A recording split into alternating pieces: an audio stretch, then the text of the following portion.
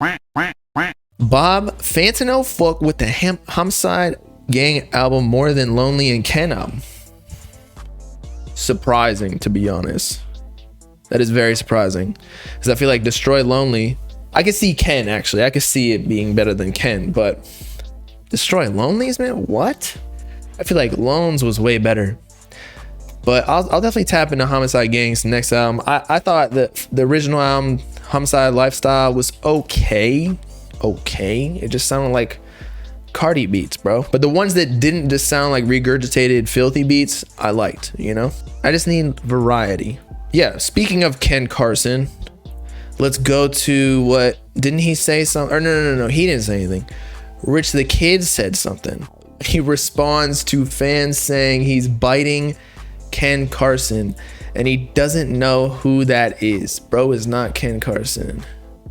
So he DMs him. Who the fuck is Ken Carson?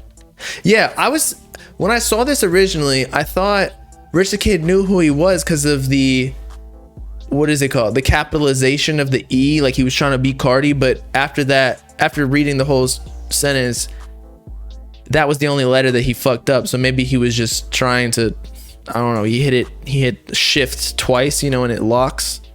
This is similar to what happened with Offset, if you remember. And I think Rich the Kid is like the fourth Migos member who left or didn't want to do it or something. And he originally created the dab, apparently. That's what Rich the Kid claims. So it makes sense. I mean, Rich the Kid is an old head. How old is he? Watch him be like the same age as me. Rich the Kid age. I feel like he's 30. Yeah, there we go. Rich the Kid is 30 years old. So of course, like, he's not gonna be tapped into the underground, but I feel like that's why low-key I don't know if he fell off, but like he's just less relevant. Like, I think he still has potential to like make a hit just because he's good at networking. He can get big features, whatever. I'm not necessarily going to be tapping in every time. It's not like the era with Famous Dex and whatnot, but I feel like the reason he's not really relevant is because he's doing all the classic features every time he drops music, like all the big guys, and that makes sense because if you're trying to sell copies, like, do it with the do it with the big guys that are guaranteed streams, like, you know, their numbers, they have Billboard hits already. But you see guys like Uzi, actually they were beefing at one point. I think they're chilling now, but you see guys like Uzi or Kari or whatever, they're fucking with the young guys for a reason, to keep them youthful, to keep them in the loop with like what are the hot sounds. Whereas Rich the Kid, I feel like a lot of the older artists that, again, they go irrelevant because they're doing the same shit over and over. They're not progressing with what music is doing, you know? So he needs to tap in with Ken Carson. I don't know how the fuck he don't know that, especially with Rich the Kid. Didn't he fuck with Cardi at one point? And I feel like if you're gonna know anybody new, like, I understand if you don't know, no diss, but like, if you don't know like Autumn or Summers or something, they're a little bit smaller, although they are big, right? They signed too, so like, no shade whatsoever. But if you're going to know anybody coming up, it's gonna be Yeet, Sofago, and then Ken Carson, Destroy Lonely, just because they're signed to Cardi. Whereas, again, Summers and Autumn, like, they're kind of signed to classic labels, so they're not really associated with the bigger artists. But that's why you sign to the bigger artists, so that you get into the rooms with, or it's easier to get in the rooms with these bigger artists, such as like Rich the Kid, even though I don't know if you would want a Rich the Kid feature if you were Ken Carson, Destroy Lonely. I feel like that might even outstream Rich the Kid if it weren't for playlists and features and shit. But yeah, that's why you signed to a big artist. Autumn isn't signed anymore?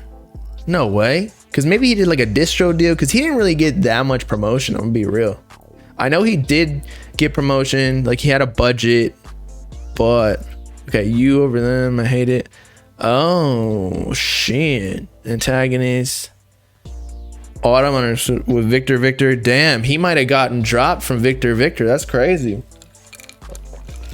How did he do independently though? 1 mil on one song. I actually like this song. I don't know. I feel like people have been hating on Autumn lately. He's getting like the Sofago treatment, low key. Well, Sofago got it the worst. Nah, he didn't get dropped. It was 2 album deals. Stop the false narrative. First of all, I asked a question. It wasn't a false narrative whatsoever. But this ain't even an album. 7 songs? Is that an album? I'm not saying he got dropped per se, but there might have been a mutual agreement to end the deal. It would make sense. And the thing is, a lot of times these artists, if they do well for the label's gonna try to keep you on, bro.